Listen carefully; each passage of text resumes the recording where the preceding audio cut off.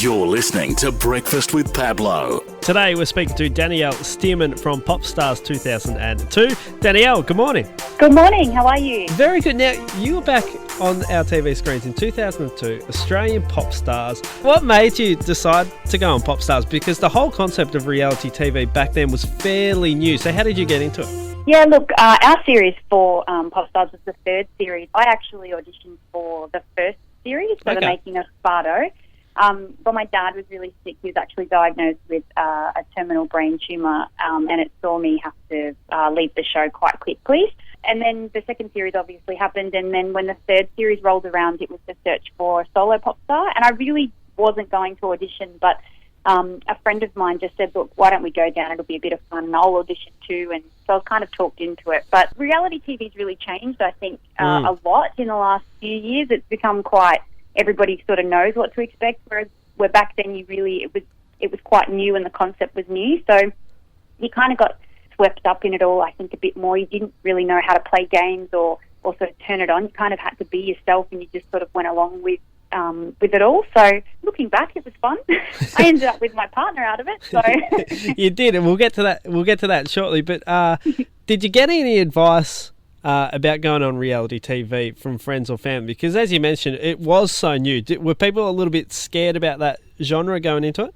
Family and friends were quite excited. Again, you don't really know what to expect. The only person that really warned me off the show was my solicitor, who said the contract was a nightmare, and if you were to win, you were literally trapped in a 10-year contract and would have no life. But they don't give you those contracts until you're already well invested in the show. So we didn't get the contracts that we were handed until we were in the top 12 in Sydney, and I'd already gone through all the audition processes in Melbourne. We'd gone to Sydney for a week. I made it through to the top 12.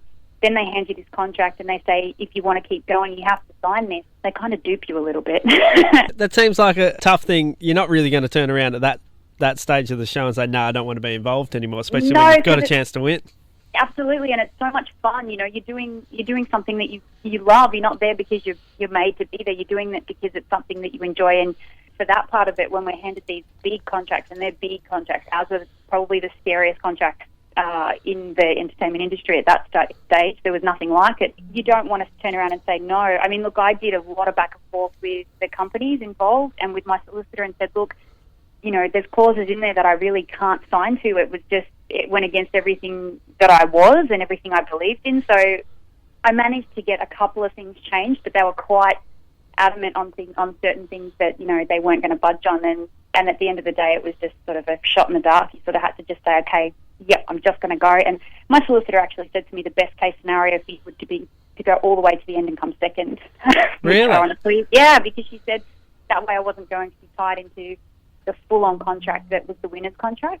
I'd be held to a 3-month clause, which meant that if I came second, they could hold me for 3 months. And after that, I would be free to do whatever I wanted to do. So, but it actually doesn't work that way, even though contractually it looks like it might. So when I did get to the end and I was second, I was handed a big contract.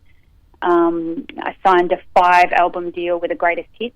So it was the biggest music contract ever to go through on an unsigned, unknown artist. So it was quite huge, and I did sign it, and they owned me for 10 years, and it was an absolute nightmare. So I was quite stuck in my contract and very, very miserable. But I did it because I went all the way to the end and didn't want it to stop. Obviously, the contract side of things wasn't something that you expected, but was the rest of the show, did it live up to your expectations of what a reality TV show was going to be like? Look, I tell you what, our series, I watch some of the shows now. I don't watch all of them, but you know, I still have an interest in it because I obviously went through it myself. We had it really easy as far as what the actual show asked of us. We didn't have to perform every week. We didn't have to, you know, sing every second night ours was really fun. When I look back on what we have to do as opposed to what others have to do now, I think the pressure was off us a bit. We had the opportunity to go out to premieres and we did sing a little bit. You know, we did some live singing, but it wasn't as full on as the public judging us every week. You know, the public judged us, I think, more on our personalities and what the TV show presented us to be. It wasn't like some of the other reality shows like X Factor and Idol where you have to get up and sing every week. Some weeks they didn't show any of me singing, and in fact, most of the way through the series, I don't think they showed a lot of me singing until the second last week and the voting had closed. So there wasn't much of an opportunity to really see see what we could do. It was very sort of short snippets. So from the actual concept of the show, I think we had a really fun time. It was really, it was just really enjoyable. Now, have you sat back and watched much of your time on the show?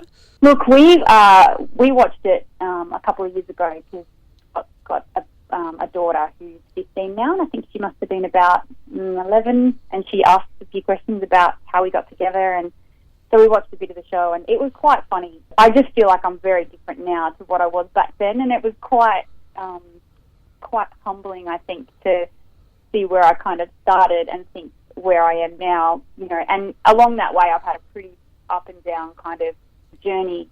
You know, we would have to record things like getting out of a car, 15 times just to get the right angle. And it's reality TV. There was nothing real about it. It was all, you very rarely got a moment where they captured it and they played it. And those moments were always the ones that were really embarrassing or really raw. But the rest of it was all, walking, doing things you have to do over and over and over again. And I'm not an actor, so that was quite exhausting and quite full on for me. So, yeah. Now, we touched on it a little bit about how reality TV has changed. Now, social media obviously wasn't as big back then, especially Twitter, Facebook, obviously. Are you glad that you weren't on TV at that stage, and do you think it would have changed your time?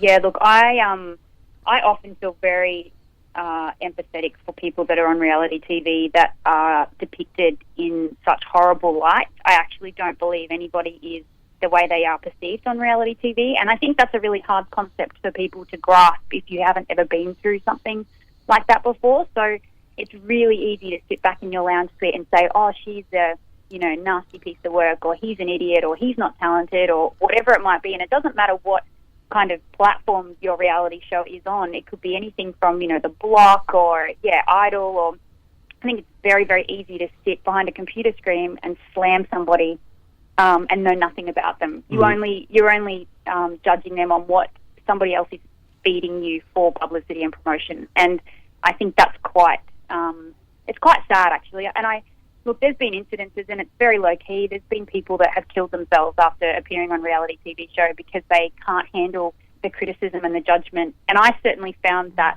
I sort of really slumped into a bad place after the show, because I had so many people that would come up to me and say, I'm so sorry about your dad passing away, or they would judge me and think I was a bimbo.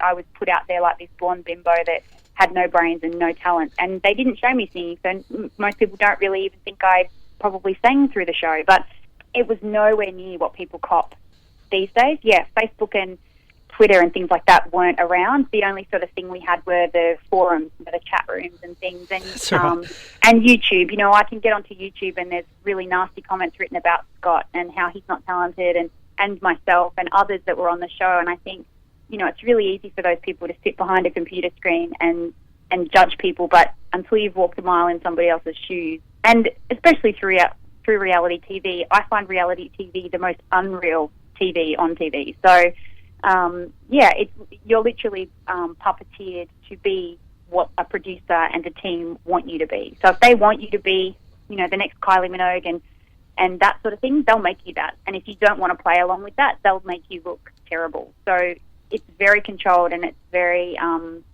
it's quite, I guess, like I said, unless you've done it, you really don't understand it.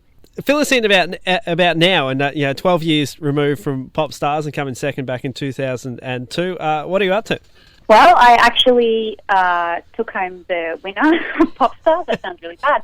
But Scott Kane, who was the winner of my series, and I have been together since the show. We have a 3-year-old little boy named Max, and we're living down the southwest coast of Victoria. I'm running my own company now, which is a bit exciting. And look, we still do music. We do lots of stuff that's sort of, important to us. We do lots of charity and things. And, Scott's still working on music and things. When I finished the show, it took a lot of passion away from me for music. After getting out of my contract, I had to pay a lot of money. My mum mortgaged her house, if that gives you an idea of how much money I had to pay to get out of my contract. Right. And I was really, really, I felt so controlled by the time that I got out of my contract that I actually didn't know who I was anymore. It took me a few years to get myself back. I felt like I had to be somebody that I wasn't, or I had to kind of pretend to be happy all the time because I felt so judged. When people would meet me, And I really didn't cop it as hard as Scott did. Scott still gets recognised now. Like, I sort of fell away.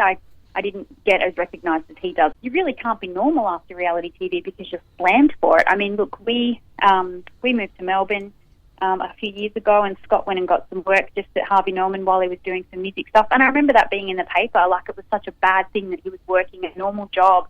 And the reality to it wasn't that he had given up or anything. It was just that we have bills to pay, and we're not Justin Timberlake and Britney Spears where we've got millions of dollars in the bank. It actually, almost bankrupted at my whole family, this show. So we really had to just go back to basics, and we had bills to pay. So I guess from a point of view where you're looking at it from an outside point of view, I guess that can look like you've failed, but the reality is that when the cameras stop rolling, and look, to put it out there so people know, our series actually changed the whole face of what reality TV show was for music shows. When I got out of my contract, I did an article with a paper, and I exposed a little bit about what the contracts entailed and said, you really are set up to fail from day one. You have no ability to make money. Even if you write your own songs, they take everything from you.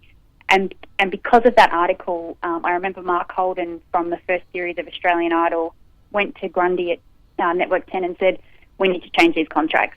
So when Guy Sebastian went through with Idol, I think his contract was updated and changed so that he had the ability to later on earn money and had longevity in his plan, and that wasn't something that we ever got. So yeah, it was quite hard to do, but I kind of feel like that maybe the reality contestants that are on shows now don't get as tied in knots. Maybe they do, but I know that when we did that expose, that it did change. I think Katie Underwood was part of it as well. So yeah. It's been fascinating listening to your story and your journey from Popstars 2002 to where you are now, and the behind the scenes and what really happens, especially in that early stages of reality TV, and now it's such a machine. The differences are absolutely huge. And thanks so much for taking your time out today, Danielle. We appreciate it. Thank you for having me. Classic Gold, today's hits. Spirit.